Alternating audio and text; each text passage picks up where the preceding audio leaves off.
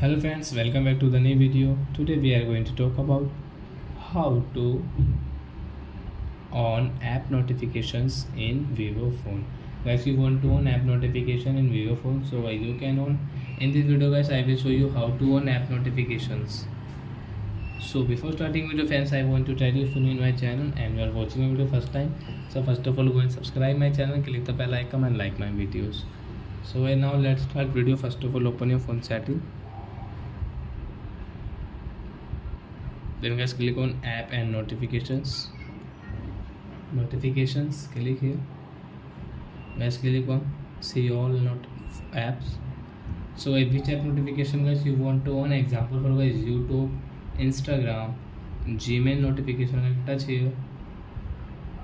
Guys, calendar notification guys you want to on.